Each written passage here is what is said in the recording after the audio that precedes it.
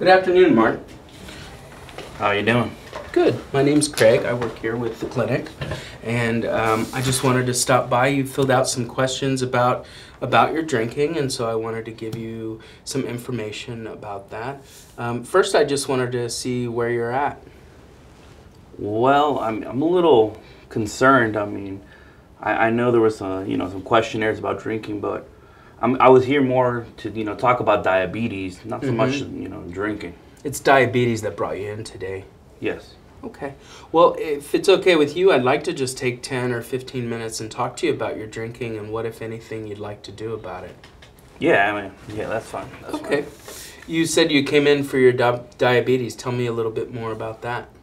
I mean, well, diabetes has run in my family for quite some time. In fact, it really severely impaired my father. So it's kind of definitely been something that I've, been wanting to make sure that I have a handle on. So it's really at the top of your mind. Absolutely. Kind of avoiding diabetes and not falling into the same traps your father did. Absolutely. Yeah. Okay. Well, let's see if drinking has anything to do about it, and if you want to do anything about it. But you did take this questionnaire, and here are your answers on that. And from this questionnaire, we're able to kind of compare your drinking to other people's drinking. So it gives us a good idea of where you're at. I want to go ahead and let you know that so scores on the audit can range from 0 to 40. 0 would be if you weren't drinking at all. So you already mentioned that you are drinking, and so we know you're not a 0. And then they range all the way up to 20, and above 20, which is where your score is, put you at very high risk for problems commonly associated with drinking. What do you make of that? I don't know. I mean, I understand, doctors with their notes, they're always saying you shouldn't do something in excess or anything like that. So I understand that. However, the way I look at it at least is, I don't have any DUIs. I'm not doing any fighting or disorderly conduct. So, I mean, yeah, do I drink a lot? Absolutely. But, I mean, if you had to work the long hours that I do at the office, you'd understand. Sometimes you just need something to kind of take the edge off or something, Does that make sense? Yeah, it does. It does make sense. Tell me about a typical day of drinking. I mean, it kind of looks like coming home tired. You kick your shoes off at the door, grab a beer or two there, just unwind a little bit, have something to eat, have another few beers there, and of course, you can't end the night without a little nightcap, something to just kind of help you fall asleep, if it makes any sense. So, I mean, I guess you could say anywhere from 5 to 8 beers at the end of the day. Yeah. So getting home, having a few drinks when you get home to de-stress, and then having a couple of more after that to kind of go with your meal or something like that, and then have a couple of more to help you go to sleep. Absolutely. And, I understand, like I said, I'm not no saint by any means, so, I definitely have a few beers, here and there, and a couple more there and there.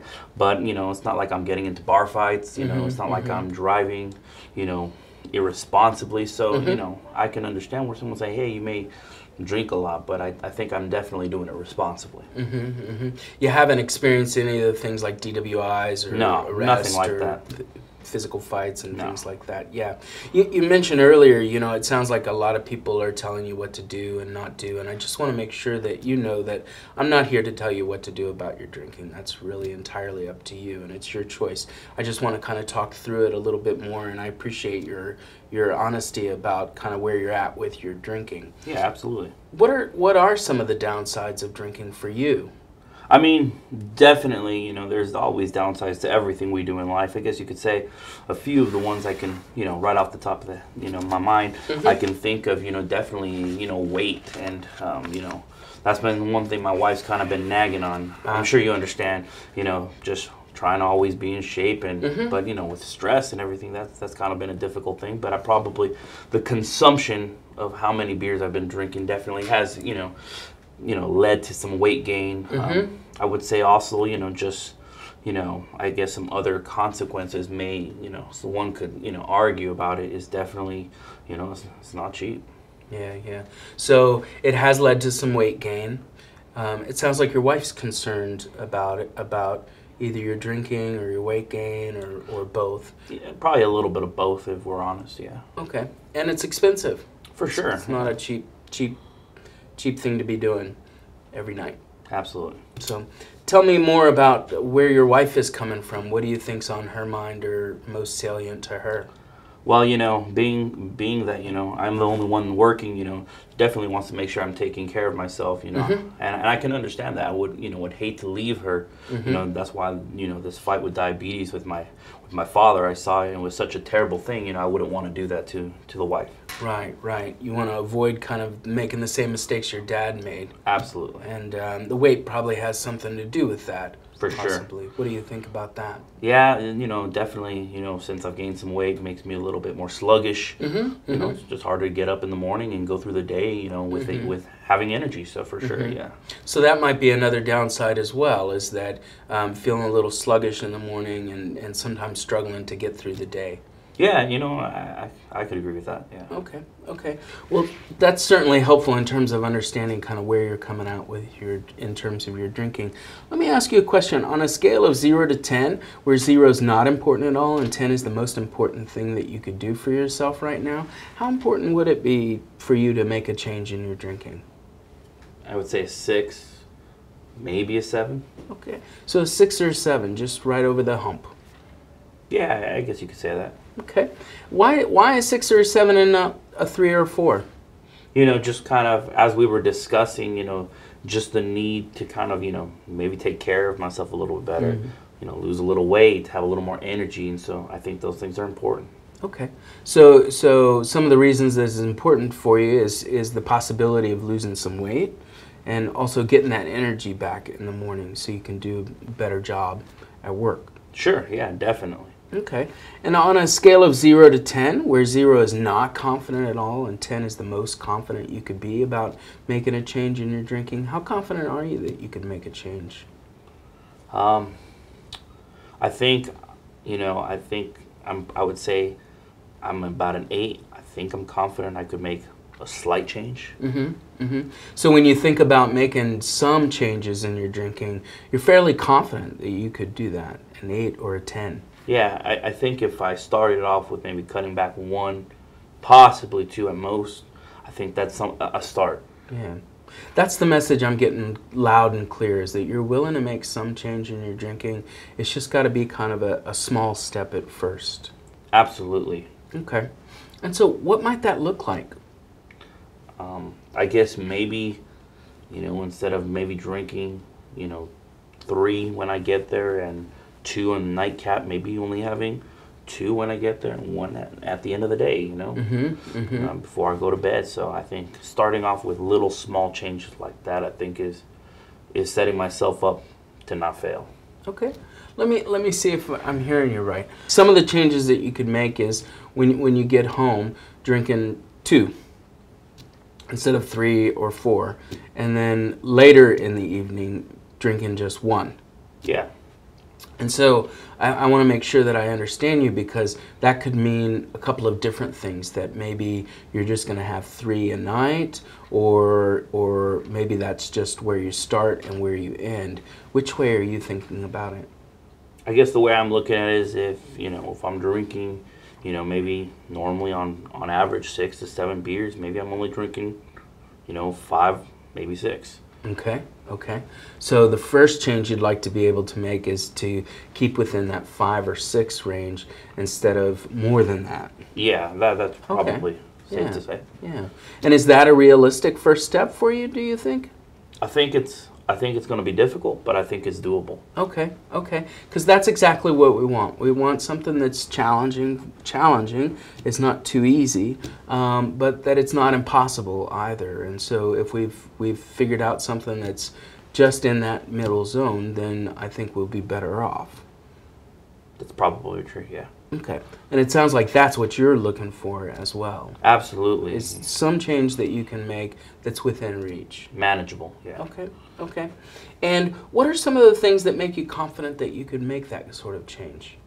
Well, definitely I care about my family, so definitely want to make sure that, if at all, and if drinking is, causing such a havoc with my health, if I can at least make a start, shows I care. Yeah. I mean, if you can cut out 200, 300 calories a night, that's definitely going to impact your weight. I think so. Yeah. So that's one potential benefit. What kind of benefits would you like to see from making this change? You know, definitely I would like to hopefully help eliminate my chances, you know, or at least lessen the probability of diabetes, you know. Yeah. You'd like it to help with avoiding getting diabetes. Yeah, definitely. Okay. What other things would you like to see happen as a result of making these changes in your drinking? Well, like I said, you know, hopefully it appeases the wife a little bit. A little bit less arguments, stress. Yeah, yeah. What do you think, going back to your wife, what do you think she'd like to see from this? I think she'd just like me to take care of myself better. Okay. It's mostly about taking care of yourself. Sure. Okay. And, okay. So it sounds like you have a really good idea of what you're willing to do and what you're able to do. And that's very important. What are some of the things that might get in your way of being able to do this? I think probably not, you know, having accountability. I think definitely, you know, because before you know it, you've already had more than you should have, and so Feeling like nobody's watching you? yeah, for sure. Okay. Knowing that you can get away with it. Oh, okay, okay. So what would help you in that situation, or what might be able to integrate some? What are some ways that we might integrate? Well, I guess I could, you know, definitely ask, you know, the spouse to help. Definitely asking her to kind of help encourage and, you know, keep accountable. What are some things that she can do to be helpful, do you think? I think just, you know, encouraging reminders of what I'm doing it for. Okay, okay. So if she's able to remind you why you might want to make these changes, that would be helpful for you. I think so. Okay. And what kind of reminders could she give you? You know, maybe little Post-it notes on the fridge. Maybe you know, just every once in a while checking in and just verbally reminding. Yeah, because we want to make sure we're not setting up a situation where she's nagging at you, because you already feel like that's going on. But if she's able to remind you in gentle ways with notes and things like that about why you might be willing to make that change, that would help you. Yeah, I think so, you know. Stay committed. You know, I've got enough people nagging at work, don't need it at home too. So I think that helps. Okay. Well, if I've got this right, let me see if I've got this picture right. You know, it sounds like you're drinking a lot, and your wife is concerned about it, and you're concerned about the impact that it's had on your weight and kind of your energy the next day, and the way in which it might contribute to you developing diabetes. Sure, yeah. And it sounds like you have a really clear idea of what you're willing to do, and it's a reasonable step for you to be able to take. And we already identified one of the challenges that you might experience, and that's sort of this, there's no accountability for you. Nobody's sort of watching over you. And one thing that might be helpful, short of having somebody watch over you, because neither one of us want that, is just simple reminders about reasons that you might want to change your drinking. Yeah, I think that sums it up pretty well. Okay, okay. You know, before we go, there's one last thing that I'd like to share with you, if it's okay with you. If it's not, that's okay. We can talk about it another time, or we don't even have to talk about it. But if it's okay with you, I'd like to share with you some guidelines they have about alcohol consumption, drinking. Yeah, I mean, that's fine. Okay. Let's see what you think. These are general guidelines that you know, the government has put together to give us a sense of when the types of problems that you talked about earlier, DWIs, assaults, and other things like that, are more likely to happen. And for men, they recommend that you drink no more than 4 drinks per occasion, so no more than 4 drinks per night, and that you drink no more than 14 drinks per week. What do you think of that? Wow, that's not very much drinks. I'm not sure, you know. Okay. I wrestle a little bit. Okay.